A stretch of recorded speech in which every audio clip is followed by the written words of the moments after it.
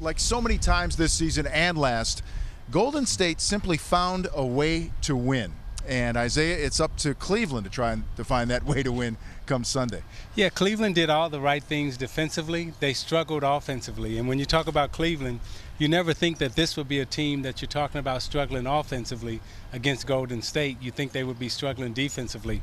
But they did an outstanding job on the defensive end in holding Clay and Thompson down from their explosion. But the role players came through and won the basketball game for them. Stars are stars, role players are role players, but it's the competitive spirit. On the defensive end, I thought Cleveland was there. But to your point, Isaiah, on the offensive end, they went back to their old ways. So I'm looking for Ty Lue and his coaching staff to get back to the new ways of sharing the basketball. And that's what we're going to be talking about throughout this next hour. But let's take a look at some of the headlines from Game 1. We do that right now. It was Sean Livingston again providing the offense, 20 points, and the first player ever to do that in a finals Game 1, lead his team in scoring without leading them in scoring all regular season or in the playoffs. Meanwhile, LeBron James, he had good numbers, 23, 12, and 9. But were they clean? Were they efficient overall? 6 of 14 at the rim in Game 1. And there was very little splash. Klay Thompson, Steph Curry combined for 8 of 27, 20 points, their lowest point output together the last 2 seasons. Right now, let's hear from the Warriors the day after opening with a win.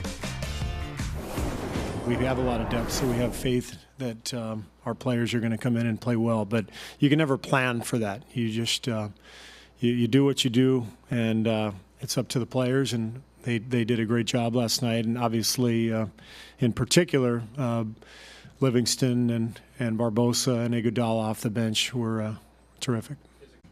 But it also just gives the defense a different look to have to deal with. They guard me and Clay a different way than they would guard Sean, and so you have to make those adjustments in game and know, I guess what their game plan is going into it.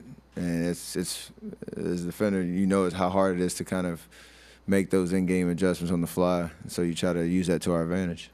The one thing we always preach about is our depth, and we've trusted in that all year, and last night it showed up in a major way for us. So, it was good to have other guys step up, especially in the light of the struggles that, Clay and Steph had, and we know they won't struggle like that all the time, but, to be able to win the game the way we did, with those guys struggling like that says a lot about this team. Agree with that wholeheartedly. Stat of the night presented by Corona Extra, and it's the Warriors starting well in the finals and finishing with a ring. That's been the case for them. Win Game 1 and win the series. Lose Game 1, lose the series, dating all the way back to 1956 when they were in Philadelphia. But really, guys, the story of this game, and you heard the Warriors talking about it, the bench play. Dennis, 45-10, outscoring Cleveland's bench.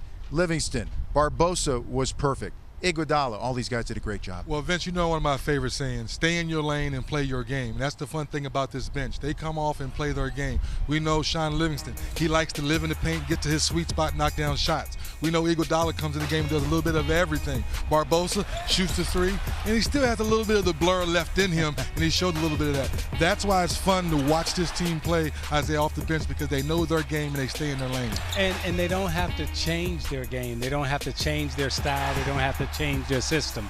When you look at other teams, when their role players or their bench players come in, they actually change the way they play. Mm-hmm. With Golden State, they play one way. Whether Clay or Steph is on the court, they play the same way, and that's why they're so effective offensively. Iguodala goes back to the bench where he has been for most of the season. Isaiah, 12 points, 7 rebounds, 6 assists. Let's talk a little bit about Iggy the Giver in Game 1. Yeah, he's the giver, and he's also the playmaker. Yes. And when we talk about Iguodala in terms of his playmaking ability, his defense ability, you see here on the rebound, okay, now we have 4 men running, and everybody runs wide, everybody runs their lane. Okay, we got a 4-on-3 fast break.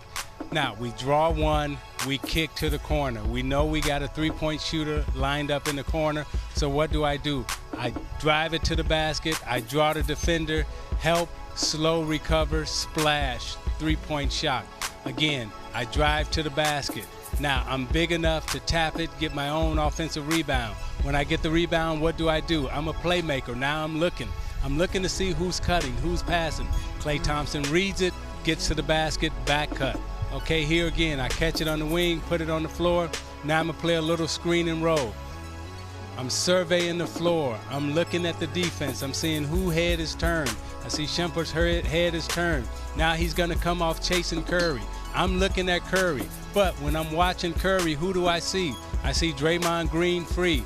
Basket, shoulders, clear, slip. Anytime you set a screen, we teach. Basket, shoulder, clear, slip. Draymond got basket, shoulder, clear, dunk. Iguodala sees all that. He knows how to play the game. He surveys the floor. He's patient enough, and he's intelligent enough to make the defense pay every time they make a mistake.